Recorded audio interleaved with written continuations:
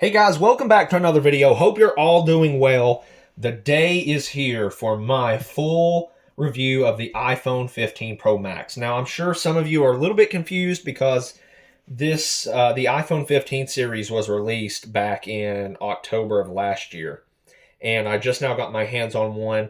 I didn't have actually any plans to get the iPhone 15 Pro Max, but I decided that after having my iPhone 13 for nearly 2 years that I wanted to try to sell that and potentially get another device to review on the channel. But with no luck in selling that device, and I had what I believe to be a really good price on it, I decided to go ahead and just upgrade to the iPhone 15 Pro Max with the Apple trade-in. So that's pretty much the story behind this. I know there's lots of other reviews that have been out for quite some time, and I'm kind of late to the party, but I hope you all enjoyed this, and so let's get right into it.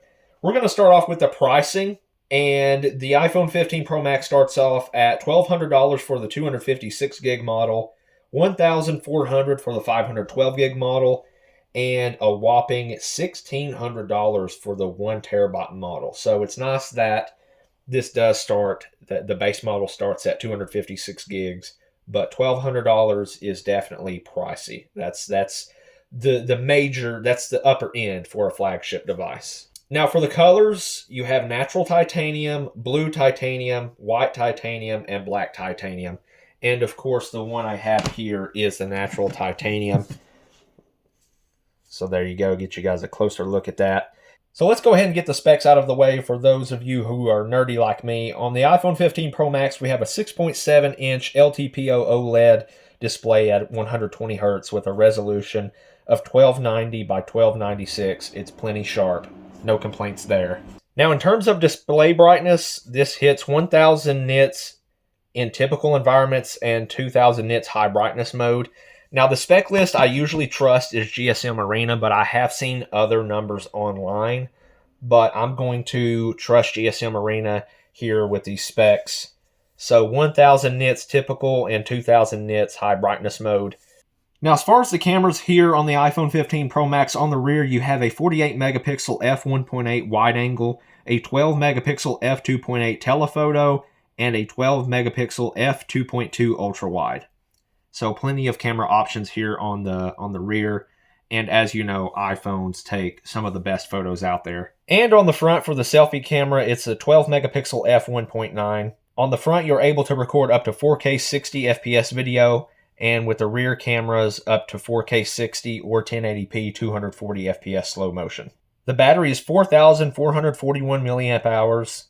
You get 30-watt wired charging, 15-watt wireless charging, and 4.5-watt reverse wired charging. So let's talk a little bit about the unboxing here. I think the unboxing is disappointing. I will always be a firm believer that all phones should come with a charger in the box, and the iPhone 15 Pro Max doesn't. None of the iPhones have for a long time. But I remember back in the older iPhones, like the 4, the 4S, 5, and I'm pretty sure the 5S, all had a charger in the box and even some earbuds. Now, the cable included is a braided cable, which is nice, so it should be more durable and last longer. But, you know, here on the unboxing, you open it up, you've got your device, you've got a little bit of paperwork, and your braided cable. Now, let's talk about build quality. The build quality is excellent, as it should be for a phone of this price.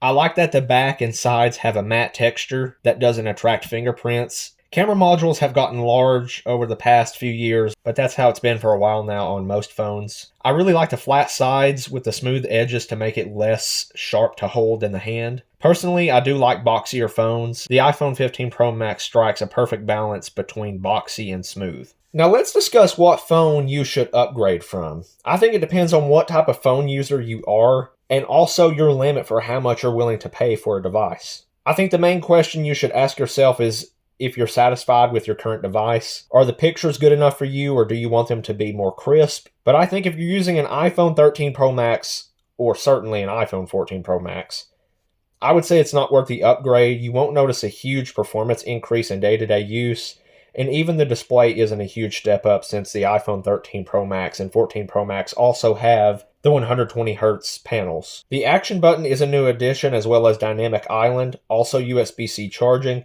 but I'm going to talk more on those later. So my biggest complaint here in my review, I've labeled this the Apple Card rant. I found out that Apple has taken away the option to buy an iPhone unlocked with monthly installments on the Apple Card. This was the only real attraction that got me to apply for the Apple Card years ago. Now, I know I'm late to the party finding this out, but I guess the news somehow slipped by me.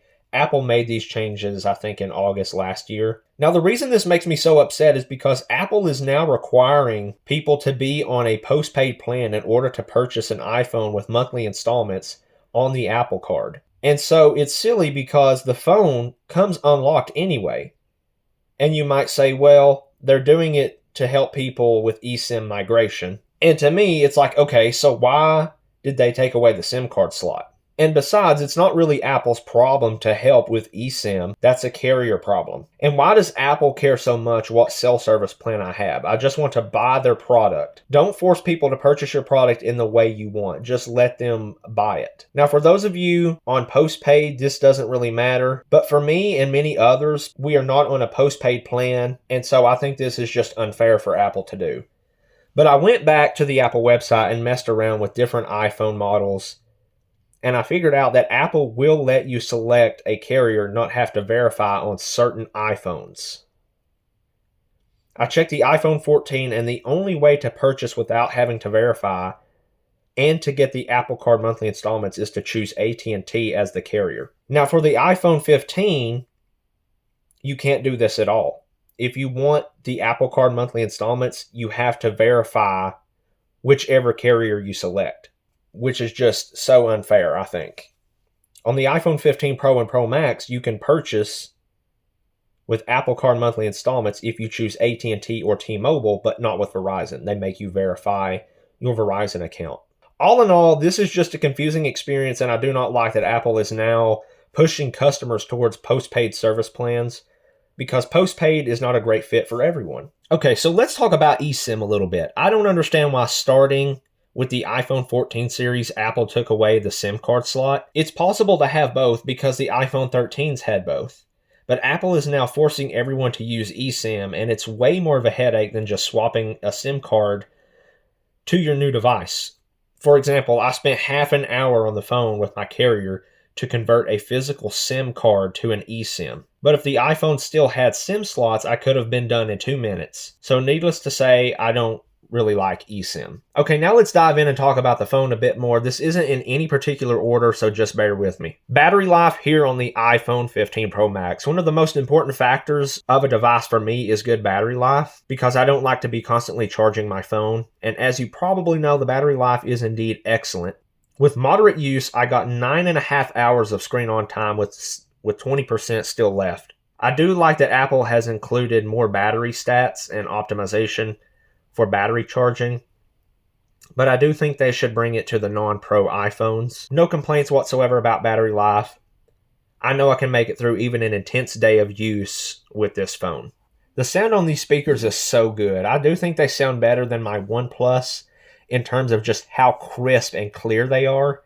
Not that the OnePlus speakers are bad by any means, but side by side, the iPhone speakers just make me go, wow, okay. So I have no complaints about the speakers. I think everyone will be satisfied with the sound. They're just super crisp and clear.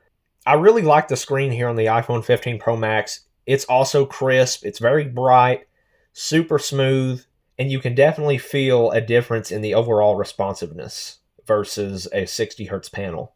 Now for the action button. The action button is a nice addition on the iPhone. I'm glad to see Apple giving their users a bit more customization, but you can only have it mapped to one action at a time. You can map it to shortcuts, so you could make some creative shortcuts, which there's a lot out there. You can search up other videos to find, and map it to the action button. The only thing I wish that is Apple would allow a double and triple click of the action button for a bit more functionality. Now, out of the box by default, the action button is set to put your phone in silent mode like the switch on the older models serve, and it does provide a nice haptic feedback. You can set this to different focus modes if you want. Here's the camera, and you can set it to different modes. So if you want it to open and take a photo, selfie, video, portrait, so you can have it directly open to certain parts of the camera. Flashlight, that's pretty handy. A voice memo. Magnifier, here's the shortcut, and for some reason this is kind of strange, but you can have it do nothing here at the end, or also some accessibility features. So you can go through and choose which one of these accessibility features you would like to map the action button to. The power button and volume rockers are tactile, but the action button feels a bit mushy to me. Not a huge deal, but something I did notice while using it. So my take on Dynamic Island may be a bit unpopular, but here's what I think. I feel like this is something Apple just came up with because iPhones have had notches for so long, and they wanted to create something to separate the newer models from the older ones.